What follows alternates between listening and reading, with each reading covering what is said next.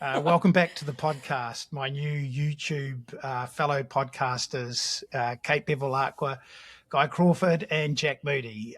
Firstly, to the team in Singapore, what's it like? Did you get hit by lightning? What happened over there, Kate?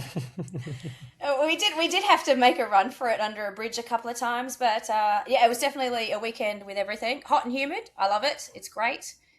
Guy doesn't love it so much, but fantastic racing. Great racing on Saturday. We can talk about that later. Yep. Guy, did you behave yourself? Have you done any? Will you get back into Australia? Is the first question. That's actually always 50-50 wherever I am in the world. So I don't think it will be any different this time. I'm just like, come on, get through customs. I would have thought you would have gone. You guys mentioned this to me. I didn't have a clue about this. What's this dodgy non-branded Ironman? I'm not dodgy. What's this non-branded Ironman in China? Did you not think, oh my God, got the pro license. It's a short trip away. Maybe I should be racing. What race are we talking about? Yeah, well, I do love walking marathons, and I would say I excel at it. Like some people, like Jack, are like, yeah, 240 and under, whatever. But no, me, I nail walking marathons with blisters on my feet. He likes his run and ride times to be quite similar. I'll go back to Gunsan again. Yes. When you got off the bike in Gunsan, Challenge Korea 2 years ago now, and I said to you at that point in the time, where was he? Was he third in the race? Something like that. You were well up there. I said, Guy, all you have to do is run like a 4-hour marathon and you will be in the money. And you looked at me and said, it's impossible. You were actually laughing. You thought I was joking. I think we saw you finish. I just remember him telling me, because it was 2 laps of 21 Ks and he did the first lap and he was going to make the decision after the first lap, because he finished the first lap and he turned around and he was like, I'm still in the money. I've got to keep going. Exactly. That's what I was saying as well to him. I said, you guys have got a massive lead, mate. You've got it was, I think, probably only 5 or 6 Ks into the run at this point in time. But he's already shaking his head at me going, no, it's not going to last. I said, it's like 45 minutes to an hour to fourth. Oh, it's going to be close. I mean, at least that view, like, awesome course, like real exciting. Are we talking about the same run course? Yeah. 21. So why didn't you go across to China? What race are we talking about? You guys are the experts in how to make money racing in Asia. What was there money on the line at the Ironman? We missed this one. We didn't. Normally we know what's happening. No. So Guy, you didn't know anything about it. Well, no, I didn't until I did, because I would look at social media and some of the boys have been posting about, oh yeah, we're here in China, we're going to do an Ironman. I was like, whoa, iron distance racer and an Ironman. And I thought, maybe I could get up there. Last time I did this, I literally cried at Gunsan when I had to turn around at 21K. I stopped and walked to the aid station. I thought, I need another one of those experiences for my soul, because it started growing back. Souls actually do grow back. Like, people don't believe it, but my soul is almost growing back. And I was like, I need to actually weep uncontrollably before I head out for my second lap again. So had you not been working, had you not been working at T100, you could have just popped across. Jack, do you know anything about this race? Is there money? Was there money? Was there a missed opportunity for the upper echelon of our YouTube podcasters in terms of the chance to make a bit of coin at this Chinese iron distance race? You'd have to assume so. There's always money on the line in China. It doesn't matter what it is. You'd probably bet on a rock if you needed to. There's something going for sure. But I had no idea. I didn't see I just saw it today on social media. I was like, oh, interesting. Iron distance race in China. It's obviously growing. You're probably going to find out he's standing up there with a check for 100,000 USD. No, I'm going to check when I get to work tomorrow, actually. I'll talk to our factories, see what the lowdown is on WeChat. Yeah. Well, get a massive Chinese sponsor on board. Everyone's going to be happy. Yeah, it's the future. That is all it. for it.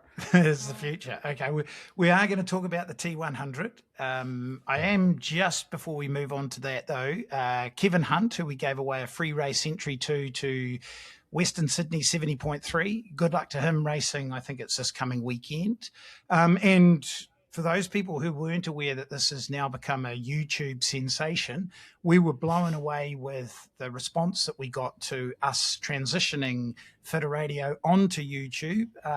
Incredible uptake in terms of views, subscribers to the channel, and some really positive feedback. And unfortunately, I wish it was to me, but it wasn't. It was to you three who have come on board to help me out with this. And I'm not going to say who got the most feedback. We'll just leave it at that.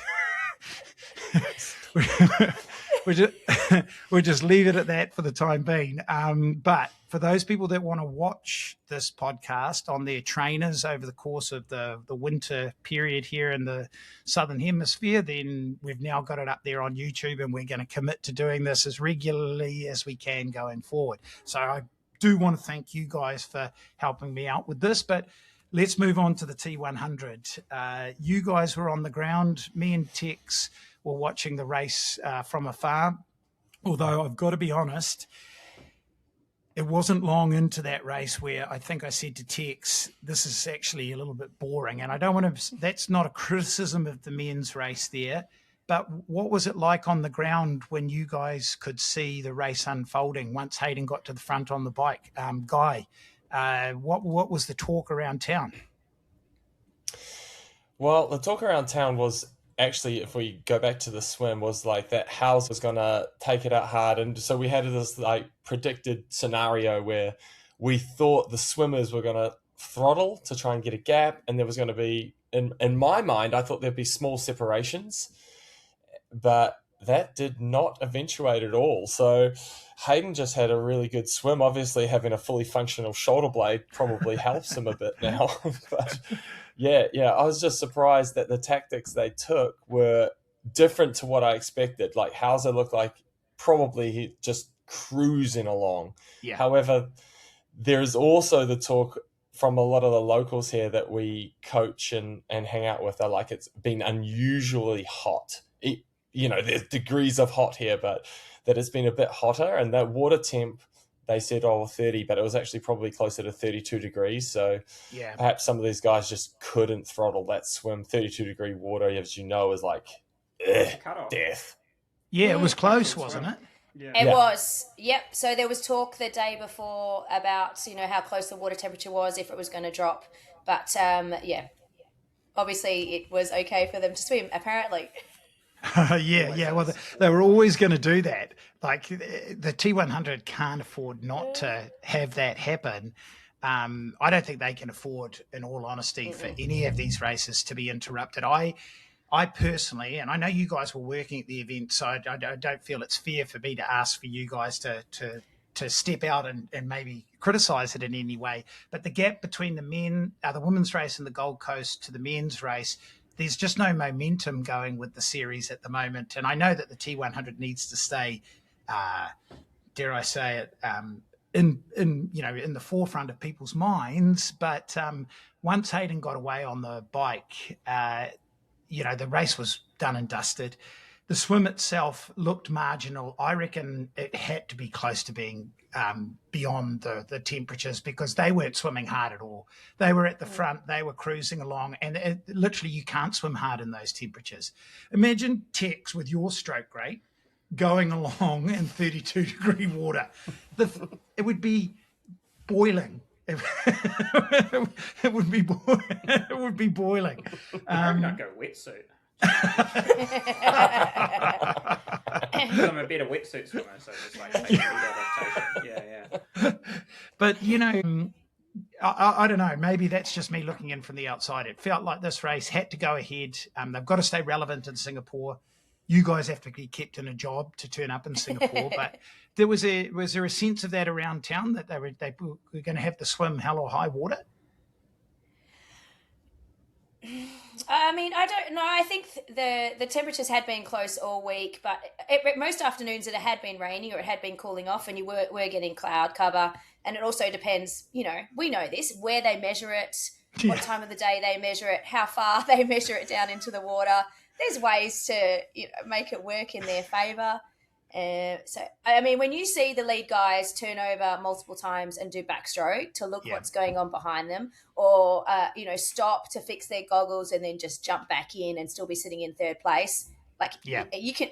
It did look like at quite a few points that it definitely slowed down. The first lap seemed to be a little bit hot and they were trying to break it up. We thought there were some gaps forming. Second lap, nah, we're just gonna cruise it in. And in saying that, though, we were looking at heart rate data, and someone like Jonas Schomburg was working at 94, 95% effort in the swim, but he was coming off, back-to-back hard races. Yeah. Well, okay, I'll send some further criticism. Giving contracts to race these races when you've got Peter Heimrich and Jonas Schomburg on the start list, I'm sure there would have been some more worthy contenders to actually be featured in the race in some respects. They were there and took the money from it. I'll ask you. No, not you, Guy. Yeah. Cocoa Pops does not count. See, I bet you were sliding up alongside Dylan. Was Dylan there? Were you beside Dylan going, Dill, I'm here. I'm here and I'm ready. I'm always race fit. I'm always race fit. Okay, Jack, I'm going to ask you this. Were you surprised at the performances of some people that were entering the season for the first time, or you expected more of? It's a bit of a leading question. What do you reckon? I don't know. It's so hard to say, obviously, because Hayden was so dominant and it just felt like it was Hayden versus the rest, and the drop-off was so significant. It's a pretty boring watch when the leader overtakes all but 8 athletes. Yeah. Do you know what I mean? And obviously, I think we expected more from athletes without pointing fingers at who's who. And maybe, I don't know if you should have to do not a health check or some sort of proof of fitness that you're not completely cooked when you turn up to the start line. Hey, don't say that. That rules Guy out of a lot of his next upcoming races. Even just a health streak, obviously his entire career. And Heimrich, and he might have been having an off day as well, but it is a shame. You're when you only get 20 people on the start line, you only have 18 that are competitively trying to race at this point, and then the drop-off's quite drastic. Yeah. I'm looking forward to a race where the conditions don't play such a big factor that hopefully we'll see a shift to a higher quality of racing with everyone a bit closer together. I've always felt Hayden's very strong in the heat, and I just wonder if that's just been sort of extrapolated quite significantly and shown it over here. So, yeah, hopefully the next one we get a bit more. Yeah, okay, well then I'll suggest this. I'm sure Mick was happy to get into the money and up onto the podium, but he was not even pushing Hayden, whereas a few years ago, he's been a very consistent performer at the very, very front of the race, actually dictating the terms with Rico Bogan on the bike. But he said he rode to his own power numbers and kept himself to where he felt was reasonable. But Hayden's just another 1 or 2 levels above that on the bike. In the heat as well, he doesn't even bother taking his visor off. He does not seem phased by the heat. He hasn't tried to moderate anything, in terms of, he's obviously so equipment orientated, but you're wow, this is not really a factor for him. Yeah. Yeah. The other person... And he's... Sorry, go ahead. I was just going to say, Hayden didn't even have power for the first half of the bike, so he's just oh, well, I'll just push it, not worrying about heat regulation, or he's just going hard, and that's when he drops everyone because he doesn't have any power, any data. I think he said he had heart rate only, but nothing else. And so he's just riding hard, and then he got power back, and then the gap didn't go out as far because he's oh, I must have been riding a bit hard. Crazy. So knowledge of power slowed him down a fraction.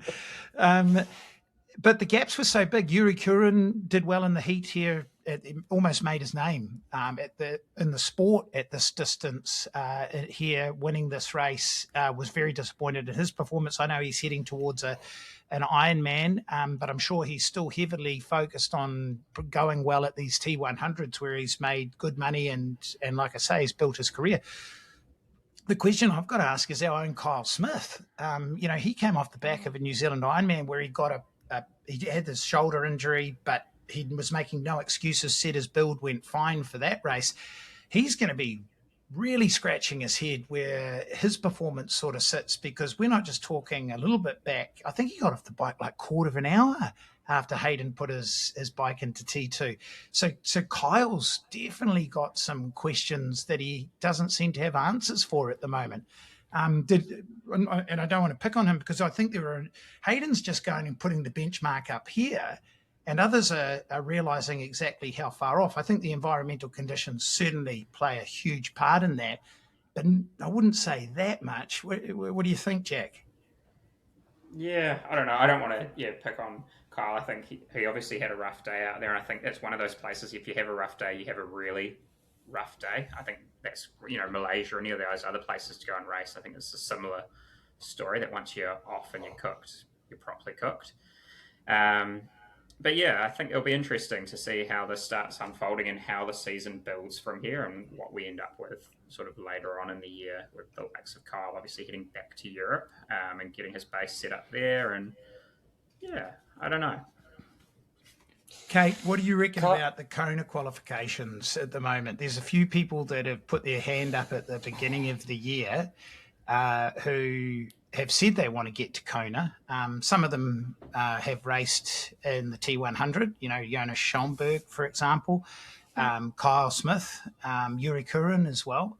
And even if we forget about the T100, but look back to Texas with Yellow Gaines and so forth, are we going to see quite a different season unfold from these athletes and not the one that they thought they were going to have to do to get to Kona?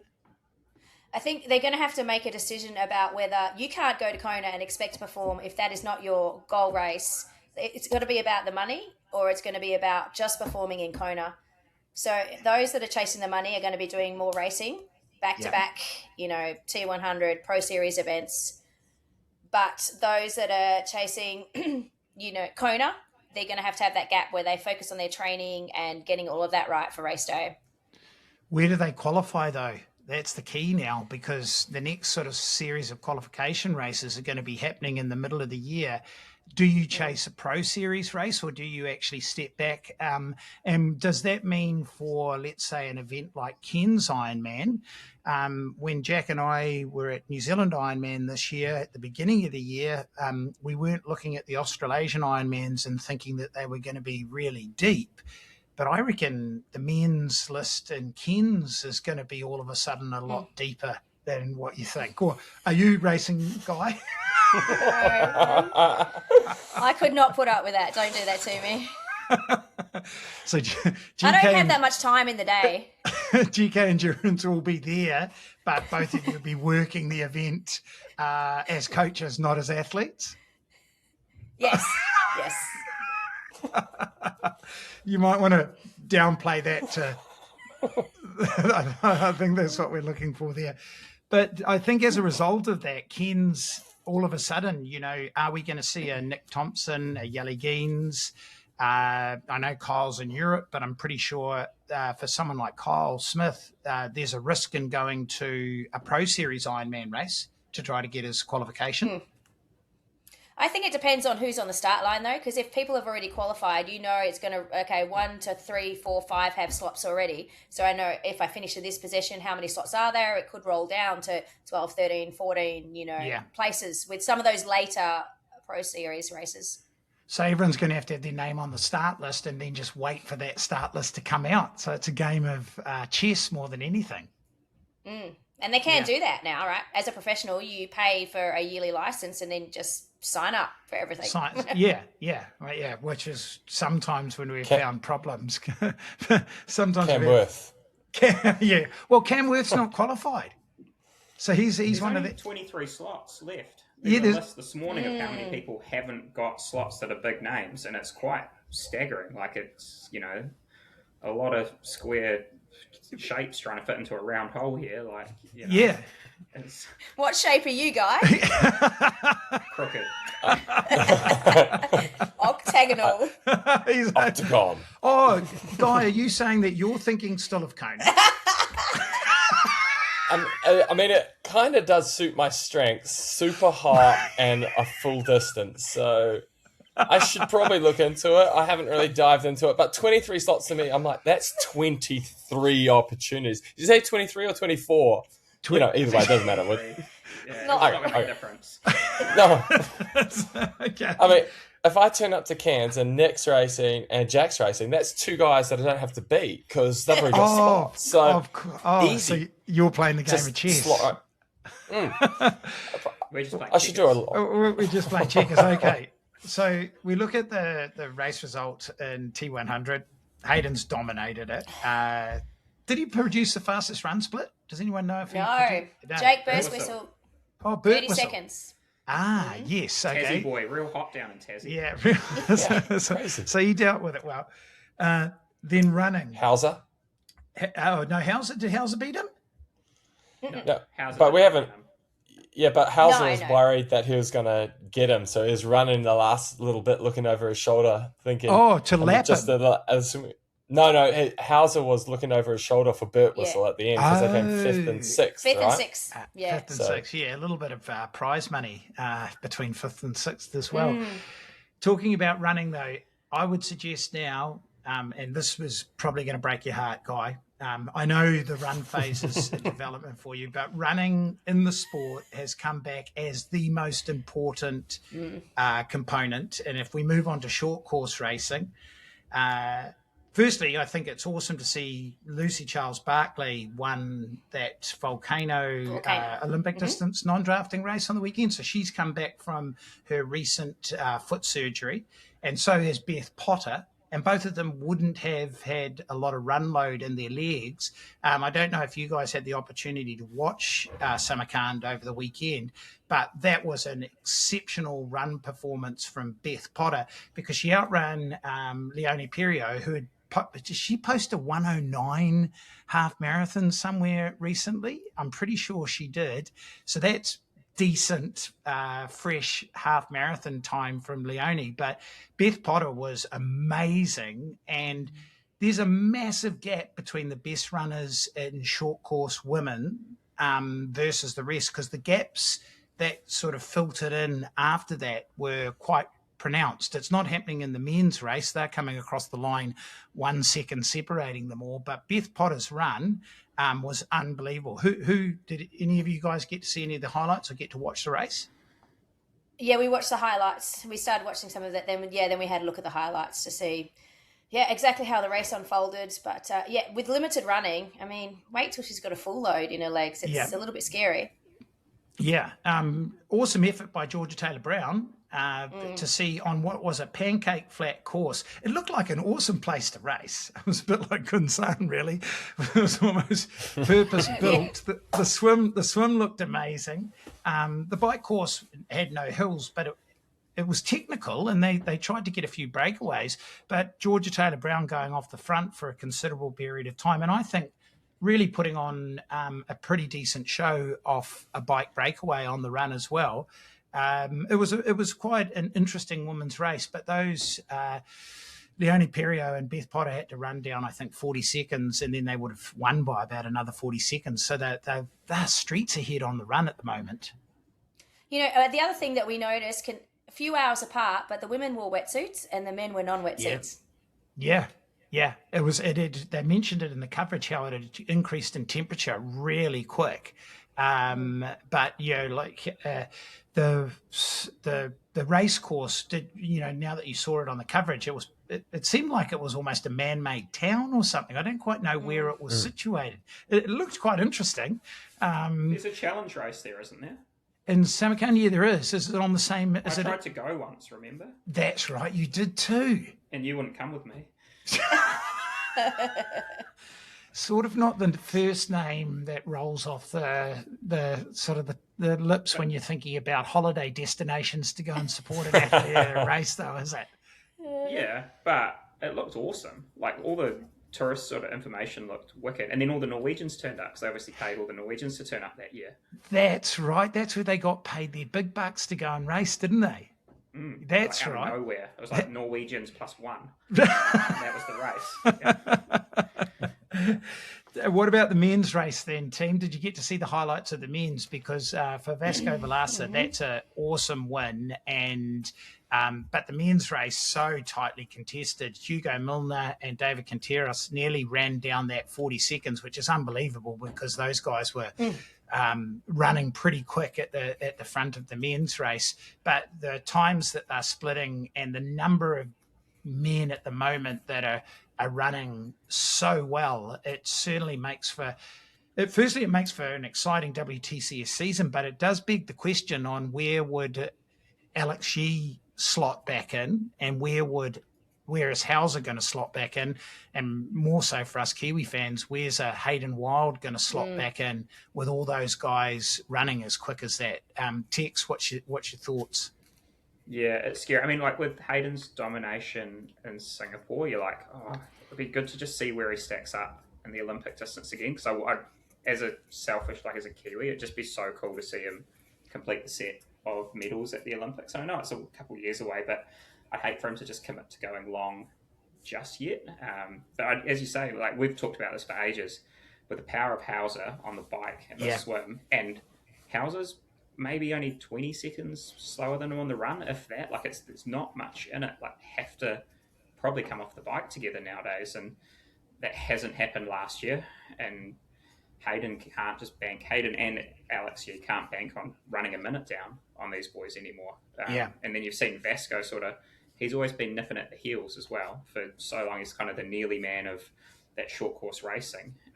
It's pretty deep. It always has been deep, but it's going to be exciting these next couple of years as we start sort of getting through the races and seeing who the likely Olympic medalists are going to be. Yeah.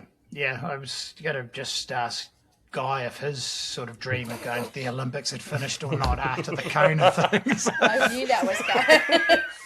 There's still time. Does that suit your skill set, Guy? The Olympic distance drafting? 100%. Yeah, I probably can slot into that as well. I mean, how many spots are there for the Olympic team in New Zealand? How many federations are there in the world, and what my ranking has to be for what country I represent? So you're about to do a genealogy. You're about to do genealogy. Do I have some other nationality in my blood? My blood too. He is adopted, Bevan. He could just choose any country. I'm sure. Let's just spill my family history out on this podcast, hey? Yeah, well, it's just so that when people actually realise that when you finally qualify for Namibia, the people know the reason why. Would he qualify though? Would he? Somalia. Let's just keep them going. Namibia does seem a little hot, a little bit of a reach goal. Yeah, there could be some decent runners in that field. True. It doesn't take all. Guy. Yeah, speaking of decent runners, we Oliver Conway and Hugo Milner. Yes, we didn't whoa. They ran fast. And Conway outran Milner. And Milner won like Great Britain. Jack knows all this. He knows all about Hugo Milner's running ability. But Milner won British cross country senior men's title this year. I don't know if it was this year, but I think he has. He has, yeah. And Conway ran with him out of transition and then outran him at the end. So Conway's got some wheels as well. Off the bike as well, which is always a bit different for them. So it'd be interesting. You know, because Milner always looked funny on the bike. I don't know if he looks less funny now. Yeah. But he always a bit like loping and quite upright. That doesn't look like it transfers that beautifully once he comes off the bike. Once he's dialed, he's going to be an absolute weapon. Yeah. Well, you're talking about fast runners. Doesn't matter how fast you run if you can't swim and bike, because John Reid, what did John Reid run for that 10K in before T100 on the Gold Coast? 28:30. Yeah, he was last into T2. Oh, brutal. But But I mean, it shows you how quick those guys are running at that very top level. So, I mean, don't want to take anything away from Henry Graff, Vasco Valaza. They had an incredible race, and it's great to see Vasco, get rid of that bridesmaid tag that he's had for so long now, and he could be a real threat across the season because he's always there or thereabouts. It was disappointing that Cassandra Bongrad got sick overnight, so she couldn't race, because we really want to see how she stacks up against a Beth Potter, given how quick did Cassandra run in that 10K road race? 30:30, was it? 30. Yeah. Was it the European record or was it the French record? French record. Okay. French, yeah. Yeah, French record. Which is fast. Yeah, for you to say that, because I'm going to ask you now, Tex, what do you reckon your road 10K would be at the moment? Oh, at the moment? Oh, no, not at the moment. I meant after a good training block and a specific focus on the 10K. No, at the moment. 30:29.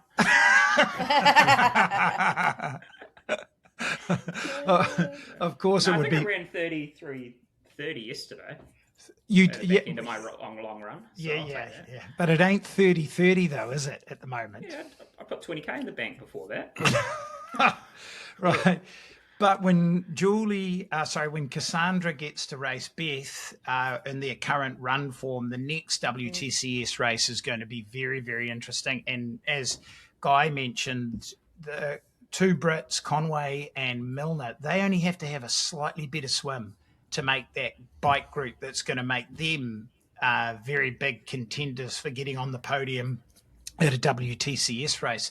But it does continue our theme about great runners, and I'm going to move on from WTCS racing, and I'm going to blame Kate for this. Guys, actually got a question. No, sorry. yeah, something's going on over there. Question? But before we move on from WTCS racing, can we just quickly cover what you guys think about the sleeve suits that they're now wearing? Because I've thought, why are you wearing the sleeve suits? Mostly it's the girls from Great Britain, and I've never thought there's any use for it until I saw, Georgia Taylor Brown off the front. And I thought, okay, maybe you are saving time now. What do you guys reckon? Restriction on the shoulders with the wetsuit too? I'm like... No. Jack, who makes your race suits? A little company, 1868. And Okay. they are a lot faster, the sleeve suits, but we also can use like heat regulation with it as well. Like I've got carbon fiber with it, and so it's a lot lighter material, so it dissipates heat really fast. So it's really good in a hot race, so it's kind of designed in different panels for that reason. Yeah. And then also with the push, you can create buoyancy in various panels as well. So you can have hydrophobic materials in the right spot. So you don't have to, because obviously these guys aren't wearing a swim skin. Yeah. So there's a few different little bits you can play around now with all the different panels. In a country like GB, which have got a lot of money, Yep. there's a reason they're wearing sleeved suits. Yeah. Okay. But mostly he lost the me at girls. hydrophobic. That just meant a fear of water. I don't know what else. But when we were sitting down with your suit manufacturer way back in the day, he talked about the fact that he was in conversation with TriNZ at the time about a full-sleeved race suit that Hayden was considering. I don't know if it was Hayden or not, but they were asking those questions of your suit manufacturer, weren't they? Totally. Yeah, I mean, there's been a lot of research, and that's kind of part of where I'm involved, because I'm here rather than in Europe for large chunks of the year to try and help develop that next generation of suit for triathlon and how that's going to look, and see if we can make something that's comfortable and non-restrictive for swimming, but also, Tour de France, they all wear it in a big massive bunch. There's 170 of them, and they've all got double-layered sleeved suits, so it's trying to find the right balance of flexibility, and we've tested double-layered sleeves, and they just don't work for flexibility for triathlon for me, but it might work for others, so there's a lot that can be done, and we're in a sort of a game of margins at the moment. So if it's there on the table, you might as well take it. There you go. There's your question answered. You ask, we answer. That's how it works on the Well, show. Yeah, I don't He see wants a any spot of to them. the Olympics. Yeah. Will that be the Somalia. difference? Is Somalia looking at these sleeved race suits?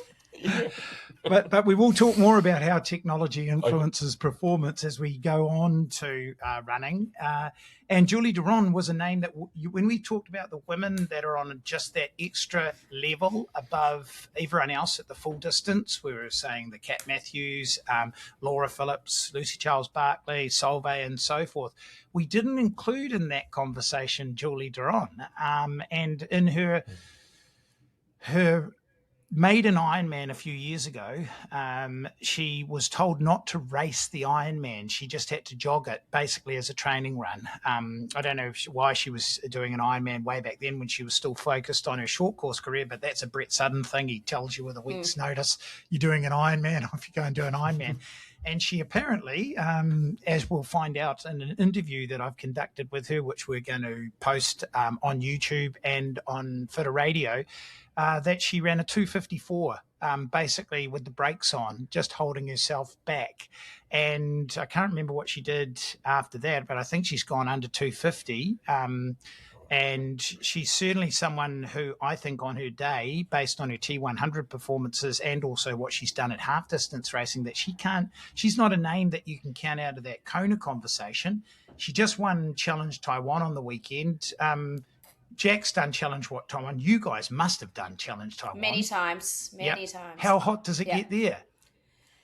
It can get very hot, but I saw the interview and it seems like they had cool conditions and rain, so they have, got lucky there. Racing. Yeah. We've done. He's like, oh, no surprise. He said it was and we've done the Ironman and the half, so we've done both distances. So they got really lucky. But in terms of Julie and Ironman, though, I think absolutely, she's always going to be a contender on any start line, but I don't feel she's yet at the level on the bike that those other ladies are at. So I think that would be the area she would need to, of course she's going to run through, but they're running similar times, if not quicker, as her. So she needs to just probably pick up her bike.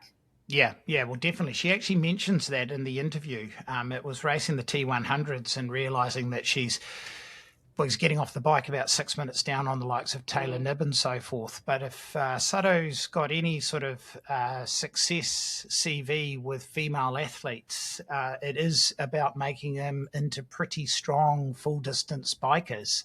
And he's got his own methodology, and we're going to talk a little bit about that as we take some excerpts out of the interview that I did with Julie. But before we go to those excerpts, let's catch up with her and find out how Challenge Taiwan unfolded for her. How did you experience Taiwan? Yeah, it was a great experience.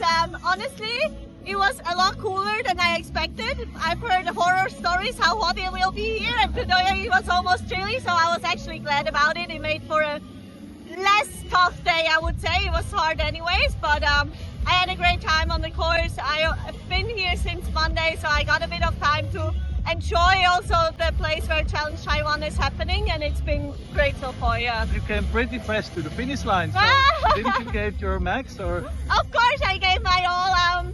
I think you were mistaken. I have a good poker face.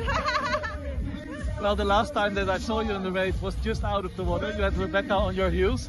What happened afterwards? Can you talk us through the race? Yeah, I think I was lucky. I got into Rebecca's feet at the start of the swim, and she actually was a really good navigator through the age group for athletes, so I could just follow her feet, and she had a really good pace, so I was glad to have her to follow. I think I had a bit of a quicker transition, and then I just set off on the bike and tried to ride as hard as I could. I tried to really stay focused, stay safe also, because it was raining, so it was you had to be careful out there on the roads just to make sure that we're all safe. But it's actually a challenging bike course. It doesn't look so hard, it's just out and back, but you have to keep the power on the whole time to have a really fast ride. But actually I enjoyed it just to go full gas for the whole time. And then by the end of the ride I wasn't sure how my run legs were going to feel. It took me a couple of Ks to get into the run, but then I found my rhythm and just went as fast as I could. it's been a while since I did a 7.3, so I'm really glad that I had a good day today and could also show a bit of what I've been working on in training. And when were you sure that you were going for the first place? Was it already on the bike? Actually, you don't really know where you are on the bike because there's no out and back where you can really see each other. So I thought I had a gap, but obviously I wasn't sure how big the gap was. So only after, I think 7.5K was the first time that I saw where the others were in comparison to me. And there I saw that I had a pretty good gap. But already at the start of the run, I know that my run is my strength, so I feel like I can run it with almost anyone. So I was confident that if I was going to have to outrun someone, I would be able to do it if I look after myself well, which is always an important part as well. You know, you have to fuel and then keep your energy up until the finish line. Yeah, you were flying on the course with an amazing 4:03. And then finishing the podium together with your sister. That's what we call Shannon's family. Yeah, definitely. We've been here together for the week. We train a lot together, so to share the podium and to see her have a great day is just amazing. Yeah, we both put in so much work, so to also get the rewards together is amazing. Yeah. Well deserved. Congratulations. Thank you so much for having me. Thanks. Thank you. So she won by a canter. Julie won by a canter in Taiwan from Nina, her sister, and Bex Clark. Bex will be happy to get onto the podium there, but she was, sort of, again, like Hayden was in the T100, she was streets ahead there. But she talked in the interview that we're going to release about what her bike training looks like and her run training looks like. And I'm going to take an excerpt from that now for the listeners and the YouTube followers to see about one of the sessions that she performs, which is a low cadence, high torque bike session. So let's hear from Julie now. Now, again, I'm going to talk from looking in from the outside because I've seen Brett talk about his approach to becoming a more stronger and efficient cyclist. It's probably not what everyone would think in terms of, optimizing aerodynamic fit and concerning themselves too much with the technical and equipment side of things. But being on a canyon, I'm sure we get a lot of support there. A lot of low cadence work for building up that strength for your time trialing? There definitely is, that is part of our training, the low cadence work, the sort of our gym workouts that are not done in the gym, but actually on the bike where we need it. But also, I think Brett has a good way to see what different athletes need. So for me, I also do quite a bit of work on the race cadence just to dial that one in, because if I do too much big gear work, low cadence work, I tend to drop my cadence a bit too much also when riding sort of normally. So there is a balance, and of course the goal is to become stronger on the bike but also more efficient, and stepping up from short course to middle distance and long course. I know that the bike is a really big focus point, and also where at the start I lost quite a bit of time. In 2024 I kept losing 6 minutes on the bike to Taylor Nip, so that's something that even a really, really good runner can't make up on the run, and so that's definitely something we are working on. And okay, team, low cadence. Tex and I have played around with it a little bit. I use it. I'm a big believer. I use it in different scenarios for different athletes over different durations and different intensities.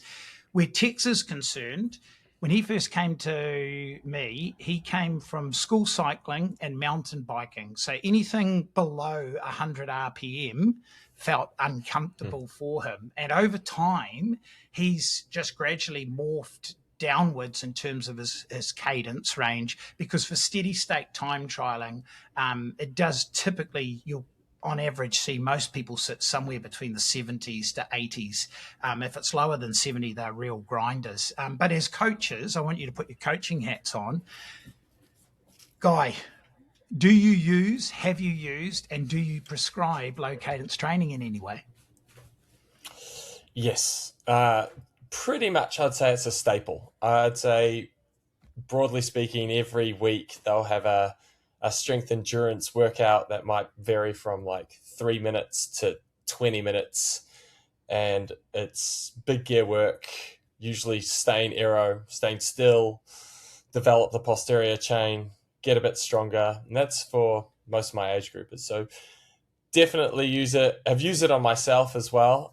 Kate will divulge some more information on this one because she's the one that really got me into it through a coach of hers. So, but yeah, it's definitely something that we use on a regular basis.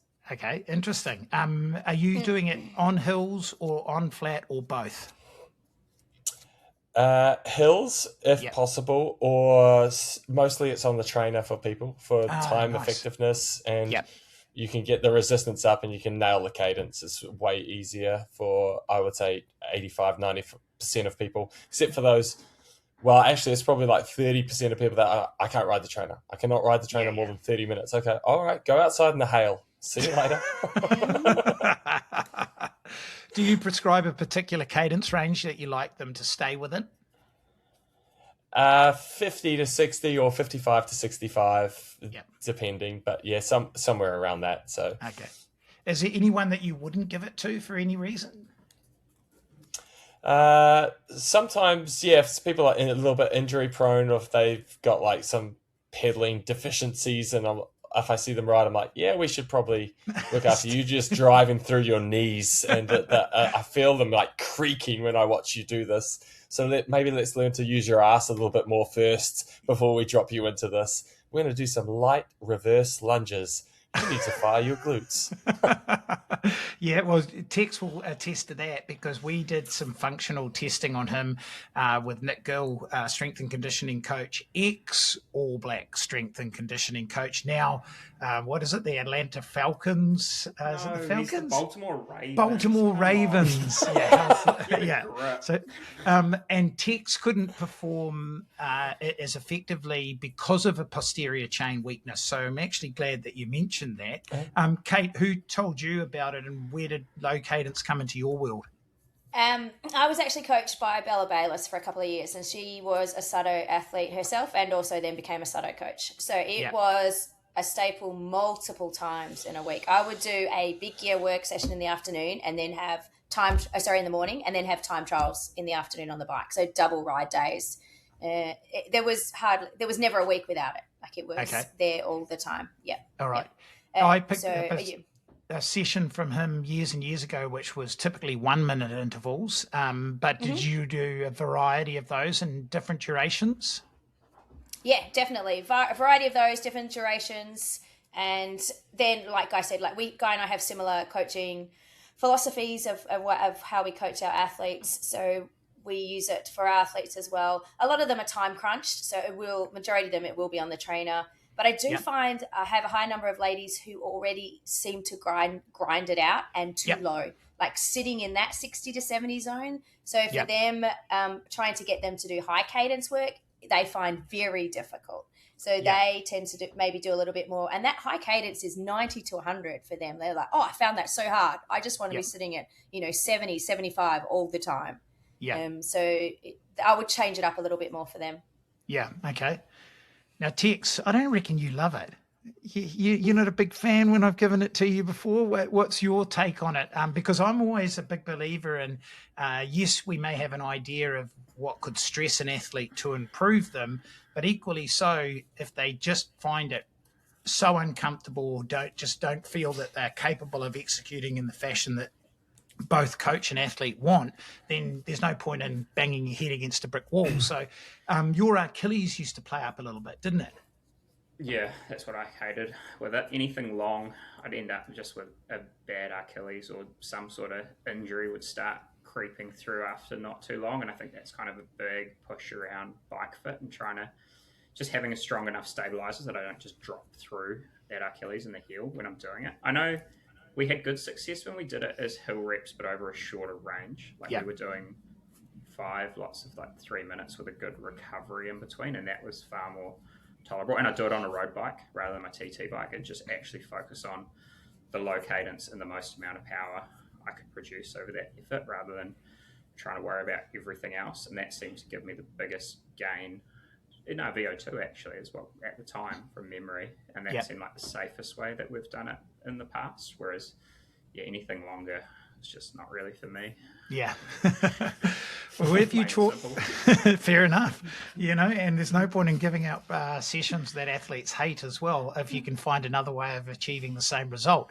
The scientific literature is actually very light in terms of backing up where the positive effect actually happens. But if you step outside the scientific literature and you talk to nearly every single cycle coach of note, and also a heck of a lot of elite triathlon coaches, and they all see value in it. And just because the science can't quite pick up how and why it's having an effect doesn't mean it's not having an effect. And it doesn't surprise me that, of the four of us here, Jack's got probably a valid reason why we could find other ways to achieve the same outcome for him, but the other three of us find some sort of benefit in it. So I do think what Guy mentioned before is you've got to maintain a nice hip position and stable core on the seat. You definitely don't want to be rocking from side to side or getting to a point that you're having to recruit your entire upper body in order to do it.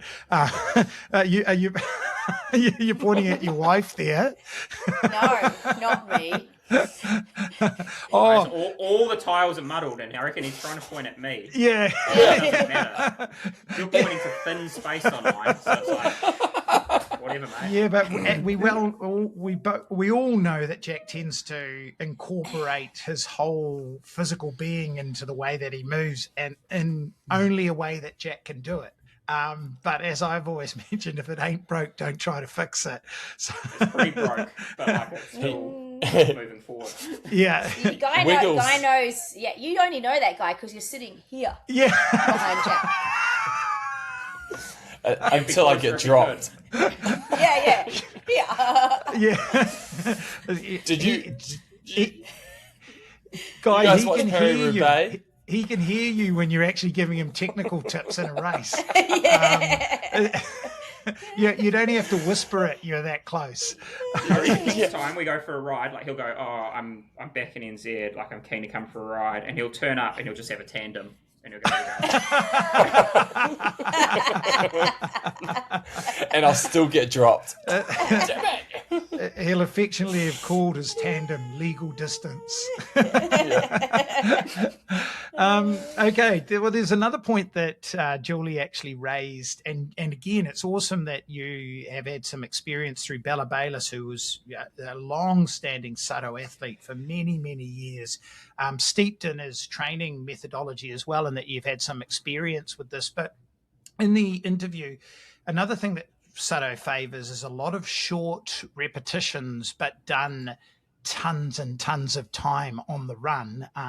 And as I mentioned before, he seems to have made a lot of athletes very quick and very strong over the full distance. Now, Julie talks about a couple of the run sessions that she feels have made her into the athlete that she is today. So let's hear from Julie again.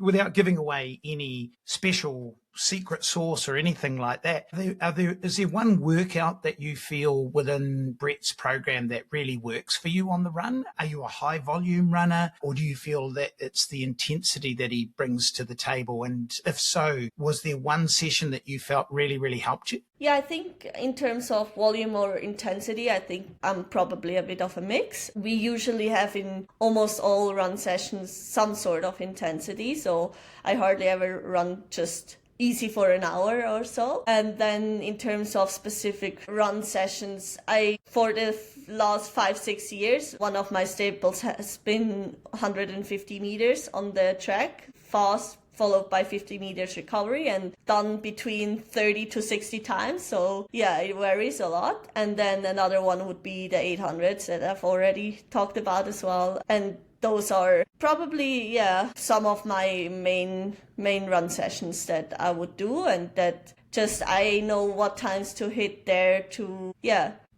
also gauge how my fitness is at that moment. So 150 meter repetition with a 50 meter float done 30 to 60 times. So we're talking somewhere between 6 to 12 Ks of running. Kate, you're nodding your head. Have you done this session before?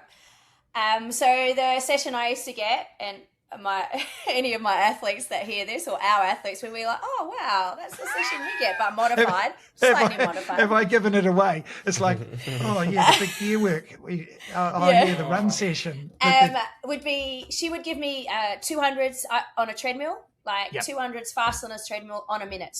But you would stand down, 200 meters fast, stand on the side of the treadmill, hit the minute, go again, start at 20, build to 60. Okay, interesting. And that would be the session. But if you tracked your heart rate data from that with the rest period, you're definitely not getting full recovery. No. You're getting a fair amount of running in, but all of it's done at really high velocity. That's the thinking behind that session? Exactly. Like there's not enough time for your heart rate to fully go down and recover. But you're just, over time, you're obviously building that durability in your legs to hold and maintain that effort for a longer and longer periods of time. And we, earlier this year, we had Chrissy Wellington come and stay with us, and we were talking training, and obviously she was a long-term Brett Sutton athlete as well. And it sounds like most of the time, all of those athletes generally receive the same type of sessions. Things are just slightly modified. Like we were talking about sessions I was receiving, or I did, compared to sessions she was doing. Again, the basic premise behind them all was pretty much the same. Yeah. Guy, you've obviously done none of these sessions. What? You can't tell by my run speed? Oh, dude, come on now. So your athletes get these types of sessions as well. Have you done them yourself? Yes, I have done them myself. I've done the 200s. No, I haven't done the 150s to 50 meter float before.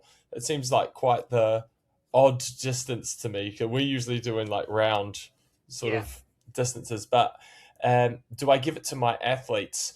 It would be too risky. I'm going to say most of my athletes are probably the same age as around my age, middle-aged. Damn, I look good for middle-aged. And the risk is, if they haven't done a lot of intensity before, the risk is just so high. I'd be like, no, let's just work to tempo to threshold, continuous, rather than worry about breaking them. We'll end up like Jack's Achilles after like 3 rounds. I'll be like, no, you got another 57 to go. You're not tipping out. Well, he loved the treadmill, doesn't he? Brett Sutton loves the treadmill. Massive fan of the treadmill. I would be loath. Jack and I have talked about the value of including treadmill running into his life, but there is some evidence to suggest that treadmills for people with some Achilles or calf issues aren't the best thing in the world as well. We haven't gone down that treadmill route either. Jack hates the treadmill, so for him to even be entertaining purchasing one is quite interesting. But a session like she described, 150 or let's say even 200 meter efforts off short rest done for 6 to 12 Ks, have you seen that in the running world often, Tex? I used to do a session when I was at school, which would get us ready for a race at the back end of the season, which was like 2 miles of 50s. Okay. So you'd do 50 on, 50 off for 2 miles. And we'd do it like on a rugby field. And so you'd go 25 building up to pace, 50 sprint, 25 down, and just backs and forwards until you've done 2 mile. And that'd be like a taper session. Just that leg speed kick up. But that's the only thing I can think of that we ever used to do that was sort of that like high repetition, sort of short rest, and kind of that, almost like a fartlek but real micro interval sort of style running. It worked. Well, I tell you, when we had Craig Kirkwood on the show a few months ago, Kate and Guy might not know this, but he talked about when he first picked up with Hayden Wild, and Hayden had beaten him at a half marathon somewhere. Hayden was doing multi-sport at the time, ended up getting coached by Craig, and the first thing he said is, I wanted to check how quick he was. So he put him into an event here in New Zealand that we call the Night of Fives. Jack's starred heavily at that event before for 4.3 Ks of the 5.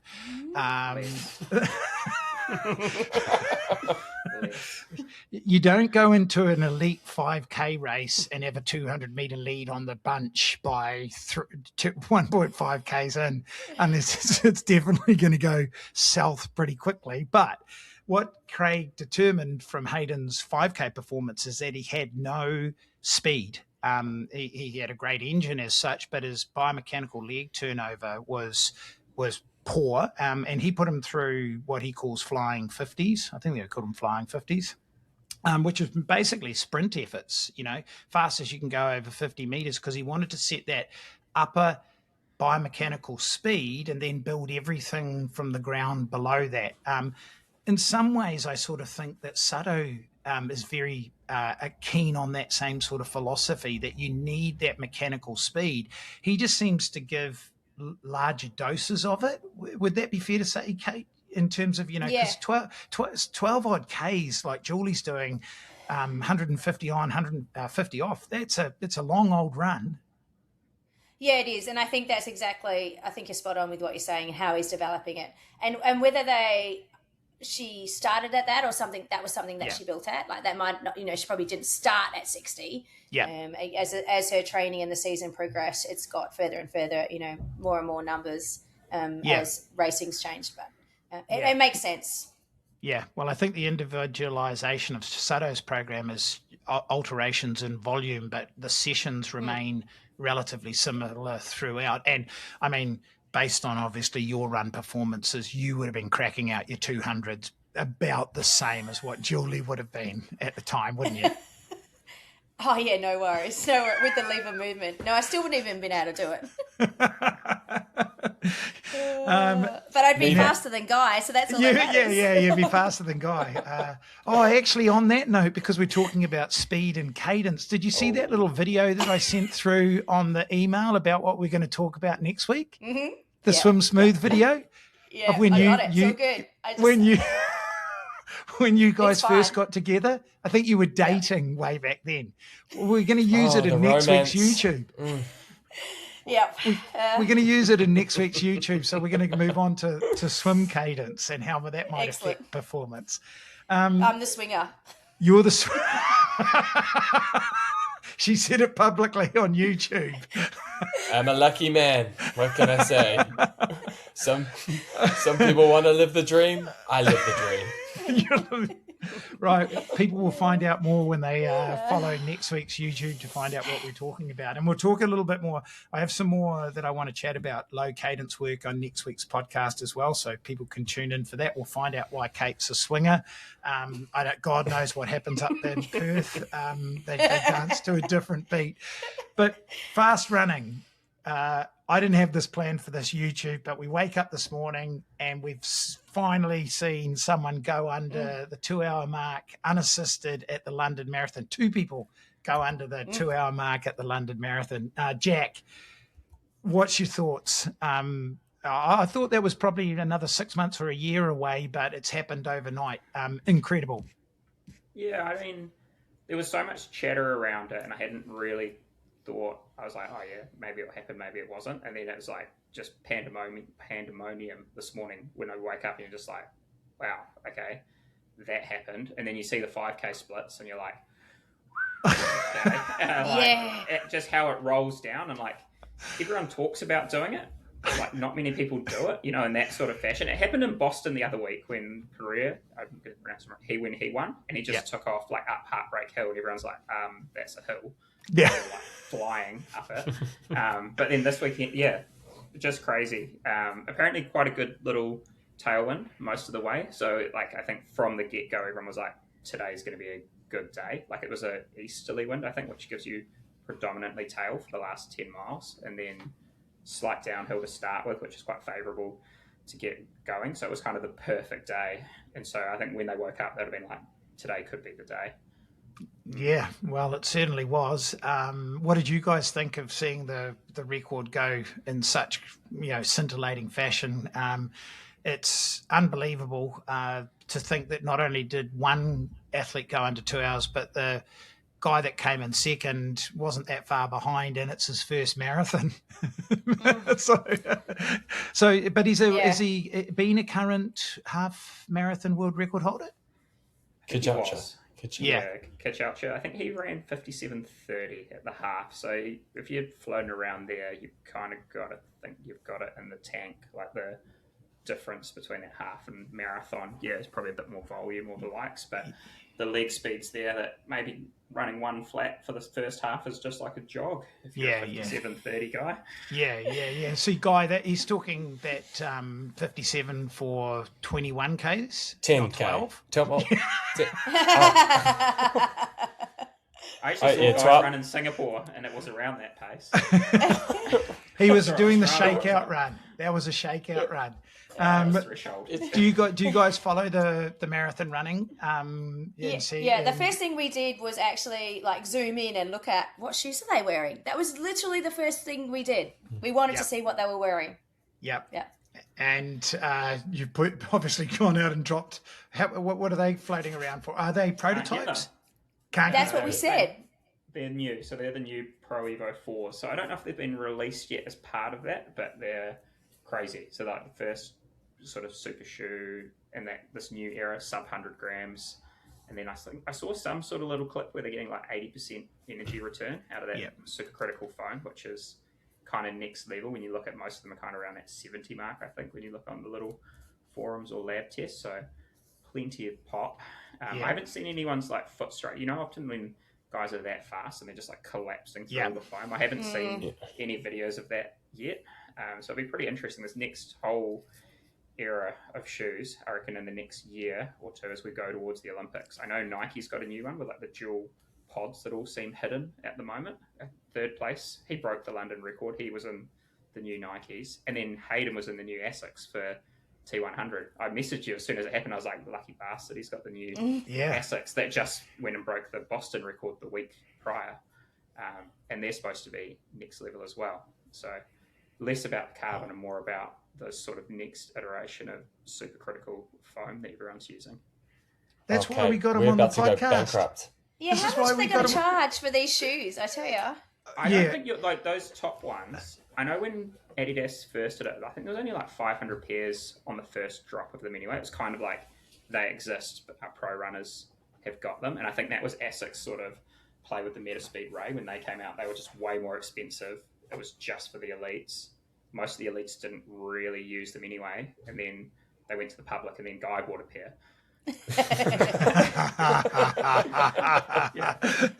So when you rock up to this first Somalian training camp in your sleeved in your sleeve race and your Adidas Evos, what other bike technologies floating around at the moment that we don't know about that's purchasable? I have seen one at a Chinese race recently, and the guy was riding, I think it's a Falco, and it looks like a Black Panther. Yes. Have you seen that video? Yeah, I've seen that. Quality. That's what Guy will be riding. It's actually just a massive Panther. Panther with wheels, with the wheels around it. Yeah. Double disc, so you guys right? you of course double disc Olympic drafting. You guys so you love the tech as well, Guy? Are you following along with the running shoe technology really closely as well? And what would you be knocking your Ironman marathon runs out? What's your shoe of choice? Whatever Jack's wearing.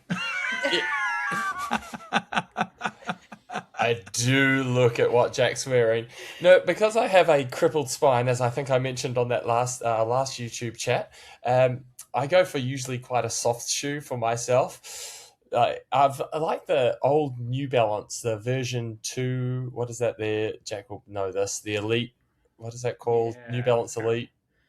They are quite an old man shoe, apparently, like the old New Balance range. No, like in a positive way. Like my neighbour, he went to the Olympics for the marathon, and he's always gone. He's like, because he doesn't get as many free shoes because he's not with Nike anymore, and he's now with New Balance. And he's like, it's just kind of perfect for my next transition in my career that I'm not racing. He's like, they fill out the range as a more protective old man shoe, and that's why they put them for marathon. It doesn't matter which way he says it. It doesn't sound sexy, does it? Well, You'd be unless you cleaning it up at the local sports centre. You must remember the old Skeller Up All Star. That would have been a barter bullet or something like that. Great shoes to run in. So, well, if you're running in the New Balance, Kate, what are you running in, and what do you run your ultras in? I run the Nike Alpha Flies. Okay. Yeah, that's you. For 80 to 100 Ks. Yeah, no worries at all. So that's weekly. But mileage. Have you got no, for an event, yes, I do, like 5. Because they work better for small feet. Size 5 to 6, depending on the shoe. Yeah. They were designed. I could buy kids' shoes if I wanted. 5 to 6. Do they actually make a super shoe in that size? They do, but there's not very many sizes, so I need to always get in early if I want my size. Yeah, okay. Not many. All right. Yep. I have been experimenting with some Asics as well, which I've surprisingly I got on the treadmill and I ran with one of each on each foot. I had the Nike Alpha Fly on one foot, and which of the Asics do I have, Guy? Whatever ones Jack recommended we bought for you. Edge or Sky, go. Okay. And I had one on each foot, and I was trying to feel if I could really notice a lot of a difference in them. And to me, they felt quite similar. So I was like, I could get away with wearing both of these. Okay. I'll ask you that then. Tex, in the last year, how many times you run on a treadmill? I don't know. Not many. Not many. Well, then you guys, how do you like to split it up? Do you voluntarily choose treadmill, or what's your take on it, Guy? And what do you prescribe coaching wise? Well, to start off with, I think Kate's allergic to the outside world, so that's going to give you a little inkling to how much she may use or may not use the treadmill. Why do I have a pen in my hand? I use the treadmill probably once, maybe twice a week, particularly if I'm doing like any speed, because I just like my bones to have a little bit of a soft cushion. It seems to work for me. When I first started using a treadmill, I'd actually get DOMs, but now I don't anymore, which is, I think, a little bit unusual. However, I reckon the mechanics are slightly different. It certainly takes a lot of load out of the absorption of stress on foot strike for sure. Like I do a lot of treadmill running. Little bit to do with age, little bit to do with absolute body mass. Your driveway. So you don't and I live on a massive hill. Thank you, Tex. You saved me there. But it does. That's why I run at a treadmill when I come to yours. You do. Yes, that's right. Driveway. Yeah, that is true. Yeah, it's not because I'm fat. But certainly I notice it at too much treadmill running, and I decondition to running outdoors, and I'll get DOMs. Even if I've been doing quite a bit of treadmill running, I get DOMs the moment I go for my first run outdoors. Kate, talk to us. What's the obsession with the treadmill? I would run, I run 5 or 6 times a week, and I would run probably at least 4 of those are on the treadmill. And then my long run would be outside, and maybe my easy run would be outside. But it depends on the time of the year, what the session is. I find, again, an age thing. I like to do my harder sessions, tempo threshold work on the treadmill, just to help with that leg turnover, and to not necessarily pull up as sore or with the DOMs, so the recovery is a little bit better. And your marathons. I've run plenty of marathons on the treadmill. That's not a problem. I think I've done up to 50 Ks on the treadmill in one run. Wow. Yep. Sato would be proud. It's just convenient. It's so difficult to put a pair of running shorts on these days, isn't it? So hard. Yeah. I find that excuse. I feel like you'd be wearing those if you were on the treadmill as well, though, right? Shorts. The running shorts. I might be. Gotta be free. Guy wouldn't be. Fair enough. Well, look, I think what it illustrates, you can skin the fitness cat in a million different ways. We've got Julie Derron's take on it. We've got Summer Trisutto's.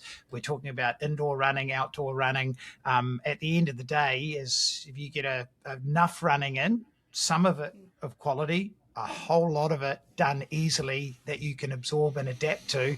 A whole host of different performance levels can be achieved, all the way from Jack, filtering down to Kate, down to Guy, and then finishing off with me. But it was exciting, and I think I'm going to go off and watch the highlights of that London Marathon because I just want to see how it all unfolded, especially when the split happened at whatever point in that race. Or has he just disappeared off into the distance from the outset? No one's seen the highlights at this stage? Not yet. Not to No, that detail. that's my 2-hour treadmill run. I'm good to go. 2-hour treadmill run, yeah, perfect. What are you going to do for the last 30 seconds? walk to warm down. Walk to warm down. Did you see his, I saw a post race where they said, amazing day. Like, what did you have for breakfast? And he goes, 2 pieces of toast with some honey and a cup of tea. Yeah.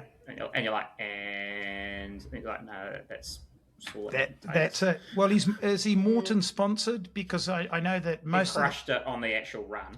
On the run, yeah. He had 120 grams in the first hour, yeah, and then backed it off in the second. Yeah, and he was on the bicarb as well. It has to be the evolution. I mean, he's totally an incredible runner, but we can't ignore what we've been talking about, which is the evolution of these shoes.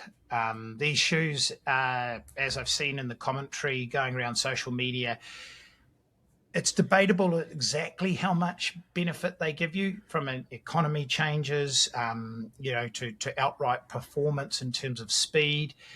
But the thing that comes across the most, does appear that for some athletes, they just get much more return on investment than others. And it would suggest that in Sawe's case, the shoes that he's running in and the way that he runs, he's able to harness just that little bit more than others because it's a significant drop in the world record. But it's not just in terms of who he is in his training. We've got to think about how much fuel is he taking in on race day. Has the Kenyan ethic towards day-to-day fueling changed a bit as a result of our awareness in and around optimal fueling for sports performance? There's an argument to say that they live a very simplistic life in terms of how they fuel. They do a lot of fasted sessions. I don't know, some of them are probably a little bit more up to date with the sports science than what the historical romantic view of how they trained would suggest. But the shoes are part of it. Before the race, and we'll just cover off drug testing because next week I have some excerpts from a preeminent a professor involved in drug testing around the world, and we're going to talk about how drug testing has been improved as a result of the advent of AI.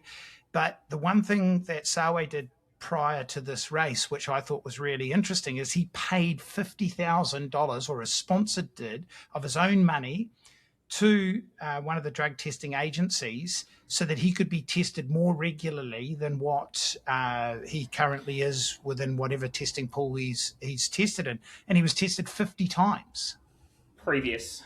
So Berlin. Was it for Berlin? Wasn't for London? I think it was was it Berlin? It was for a marathon last year, but the fund still exists. So he still gets tested disproportionate amount of times. Okay. Which he's really happy with. Yep. And the testing, they pretty much say it's not like you're going to get tested on a Tuesday. It's like it's completely random when they're coming. And he's in a higher elevated testing pool to make sure he gets tested more often, but it's not the same testing sequence that they used. I think it was a marathon last year where it was 25 to 50 times. He's still one of the most tested athletes marathoners there. And Adidas have used that 50,000 to spread it around the athlete fund to get more testing. So like Kachalcha was talking about, it's actually it's good for the whole sport that they're trying to just actually elevate the testing pool that happens in running. Yeah. Interesting. Well, like I say, I have an interview with Dr. Alison Heather that I've conducted, and she's at the forefront of drug testing around the world. And the sensitivity of testing and the advent of AI has improved significantly, and what they're able to detect is far greater than what they were a few years ago. So let's go fingers crossed that a result of this improved testing means that we are seeing a valid world record outside of the influence of shoe technology and greater awareness in and around appropriate fueling. Totally. What do you think of... Sorry, Jack. What do you think about the testing that's done where you put it on yourself and you click the button and it fills and then you can just ship it off? How's he been tested? Because testing takes quite a long time to do. Are they... Yeah. Blood and urine, for sure, as part of it. And I don't know how many other methods they were using, but it was up to the actual testing pool and agency rather than him submitting tests. So it was kind of at the disposal of them trying to catch him rather than him. Voluntarily providing his brother-in-law's blood to the testing agency. This is actually your goat in the yard. Human blood. So not what you do, Guy. We've tested this. It's a chicken. You have chicken blood. No. It's my blood. But on that note, we'll finish off for today. We covered a lot of ground, and as I say, we can pick up the conversation in and around some of that big gear, low cadence work next week. And then we also have an interview talking about where drug testing is in the world at the moment for all of us elite athletes. There's only two of us who potentially can get tested anymore. And the ITA, don't waste your time on Crawford. Do not waste your time. He could be doped up to the back gunnels. What's your hematocrit? 72. But on that note, I'll let you guys travel home safely from Singapore.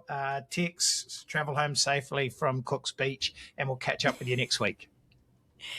Thank you. See you later. See ya.